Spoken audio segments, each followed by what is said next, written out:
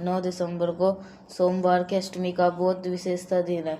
सोमवार की अष्टमी का अपने ऊपर विशेष होती है, लेकिन इसके अंदर खास क्या है? इसके अंदर खास ये है, ये 2024 की आखिरी सोमवार की अष्टमी है। इसकी बार की जो सोमवार की अष्टमी आएगी वो सीधा 2025 में आएगी। और आपके सभी लोग के 31 वाला जो उपाय सोमवार की अष्टमी पे ही करते हैं, वो हमें कहाँ पे और पहले कौन सी चीज़ों को चढ़ाना है, थोड़ा सा कहाँ पे चढ़ाना है, ज़्यादा कहाँ पे चढ़ाना है, इसी की बात हम पूरी वीडियो में करेंगे। वर्षों की कामना जो आपकी पूरी होगी वो पूरी ज़रूर होगी, जो कि पूज्य गुरु जी की कथा से सुन करके बहुत अच्छी तरीके से आप सभी को बताऊंगा। आपको स्क्रीन पे अब दिख रहा है चावल, आपको 31 चावल का मतलब ये हुआ कि हमें इस उपाय के लिए 31 चावल के दाने लेना है।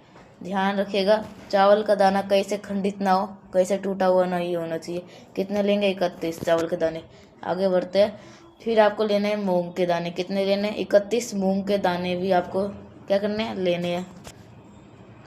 31 मूंग के दाने ले लिए। अब 31 आपको बेलपत्र भी 31 बेलपत्र आपको लेने हैं। 31 बेलपत्र ले लिए।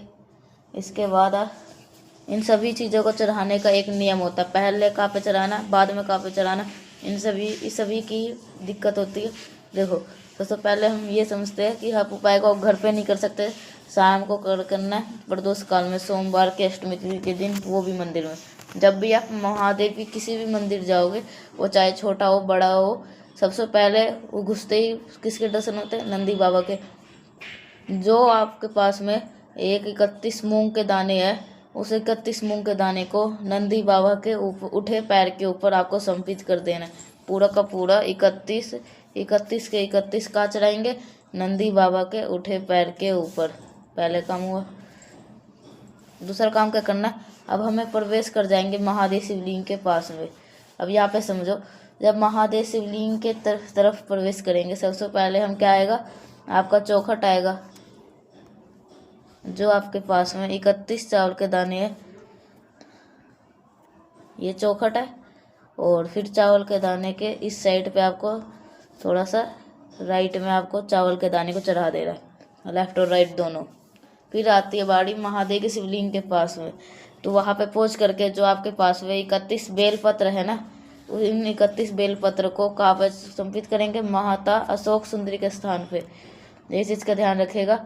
जब आप यहाँ पे पूरे के पूरे एक साथ नहीं चढ़ाएंगे, एक एक करके उन 31 बेलपत्र को माता अशोक सुंदरी के स्थान पे समर्पित करेंगे, जिसकी डंडी होगी बाहर की तरफ और पत्ती होगी महादेव शिवलिंग की तरफ। इन सभी चीज़ों करने के बाद में फिर आपको एक लोटा शुद्ध जल तांबे के लोटे से श्री शिवाय नमः शुद्धम का जप करते हुए महादेव से विनती करते हुए आपकी जो मनोकामना है, जो आपकी विशेष है, जो आपकी अधूरी है, उस कामना के ये उपाय कर सकते हो।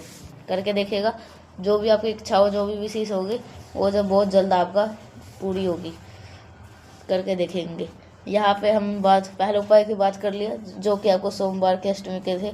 आगे बढ़ते हम इस वीडियो के हम दूसरे उपाय की तरफ, जो कि आपको बहुत सारी महिलाएं ऐसे हैं जिसको कॉस्मेटिक बहुत ज़्यादा यूज किया, बट उनके चेहरे के दाग धब्बे, जो उनकी बॉडी के दाग धब्बे है, कभी भी बहुत ज़्यादा प्रॉब्लम है, कह सकते हो कि कोई से भी दाग धब्बे की स्किन से रिलेटेड कोई बीमारी है, तो आप ये उपाय कर सकते हो।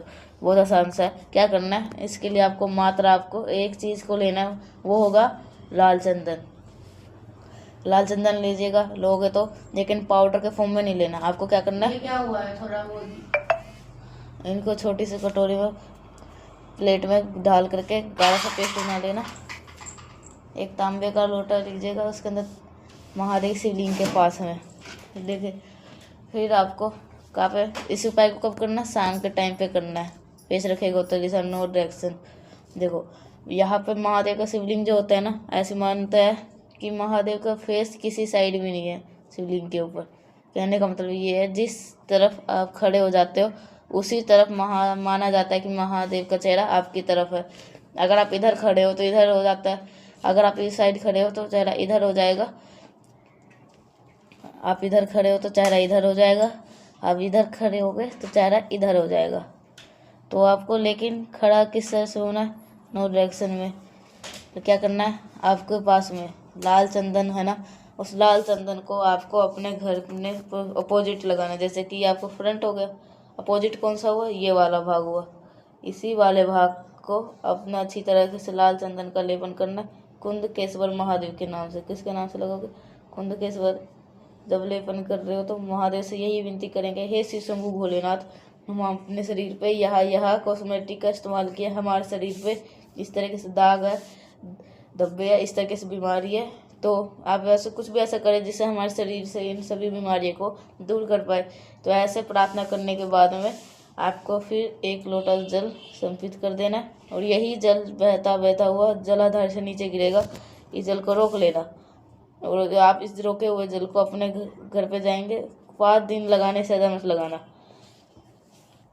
5 दिन लगाना। कुंदकेश्वर महादेव के नाम से लगाना स्टार्ट कर दीजिएगा। आपके शरीर से जो भी दाग धब्बे होंगे ना, वो कहाँ गायब हो जाएंगे, आपको पता भी बिल्कुल नहीं चलेगा। बात कर रहे हैं 2 उपाय की, हमने बात कर ली। अब बात करते हैं हम तीसरे उपाय की तरफ, जो कि आपको करना है समी के पेड़ के साथ में, और आपको सभी के और क्या, और वो क्या कहते हैं, और समी के पत्ते के साथ में करना है आपको ये सारे उपाय। कष्ट को दूर करने के लिए, व्यापार को लेकर के, नौकरी को लेकर के, मनोकामना को लेकर के क्या करेंगे, आपको समी का 1 पत्ता लेना। बहुत ज़्यादा लेने की जरूरत नहीं है। समी का पत्ते का बहुत बड़ा महत्व। कितने पत्ते लेंगे, मात्र 1 समी का पत्ता लेंगे, और साथ ही साथ आपको आपके घर में अनाज का कोई भी दाना हो सकता है, चाहे वो गेहूँ हो सकता है, बाजरा हो सकता है, मूंग हो सकता है, चना हो सकता है, जो भी अनाज में आते हैं ना, उसको ले लीजिएगा, ज़्यादा नहीं, सिर्फ 1 चुटकी। लेने के बाद में आपको 1 तांबे का लोटा लीजिएगा, उसके अंदर जल भरिएगा, और सीधा पहुँचा जाना महादेव शिवलिंग के पास में। गंगा जल भी डाल देना अगर आपका मन हो तो फिर उसमें महादेव शिवलिंग के पास चले जाना, नो डायरेक्शन, उत्तर दिशा। जो आपके पास में समी के पत्ते हैं, उस समय इसी जल के अंदर आपको हल्का सा एक बार टिप करेंगे, उस जल में सबसे पहले टच करवाएंगे। टच करवाने के बाद में उसी समी के पत्ते को महादेव शिवलिंग के ऊपर चढ़ा देंगे। पहला काम ये हो गया। जब आप समी के पत्ते को चढ़ा दो तो इसी जल को उठा करके फिर आप इस समी के पत्ते के ऊपर जो भी आपकी प्रॉब्लम हो, जो भी आपकी समस्या है, चंपेश्वर महादेव के नाम से समर्पित करना। समर्पित कर लिए। जब आप जल समर्पित कर चुके हो तो जो आपके पास में अनाज के दाने हैं, उन अनाज के दाने को 5 स्थान पे चढ़ाएंगे। कौन कौन सा स्थान, पहले तो भगवान गणेश का स्थान, भगवान कार्तिक का स्थान, माता अशोक सुंदरी का, फिर माता का हस्तकमल, फिर लास्ट में महादेव के शिवलिंग के ऊपर। जो भी व्यक्ति इस उपाय को करता है, उसकी बरसों पुरानी जो भी कष्ट होते हैं, जो भी प्रॉब्लम होते हैं, उसके सारे छुटकारा जरूर होता है, करेगा जरूर।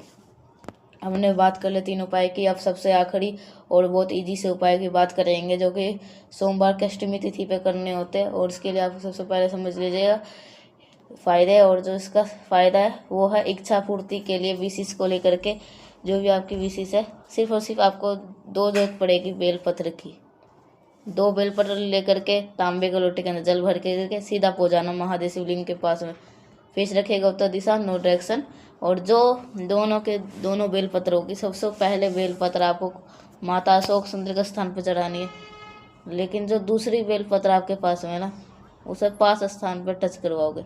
वो 5 स्थान कौन कौन से, सबसे पहले भगवान गणेश के स्थान पे, दूसरा भगवान कार्तिकेय, तीसरा माता अशोक सुंदरी, चौथा माता का हस्तकमल, 5वां बचा महादेव शिवलिंग के ऊपर एक मटका होता है, जिसके अंदर बूंद बूंद करके महादेव शिवलिंग के ऊपर जल गिरता है। उससे शंभु भोलेनाथ के 5 बेटी होती है, उसी के अंदर उन्हीं 5 बेटी का स्मरण करते हुए कलश के ऊपर, फिर लास्ट में महादेव शिवलिंग के ऊपर सोमवार के अष्टमी की तिथि पे शाम के टाइम पे प्रदोष काल में ऐसे टच करवा करके, और फिर 1 लोटा शुद्ध जल चढ़ा देने से हमारी इच्छा मनोकामना बहुत जल्द पूरी होती है।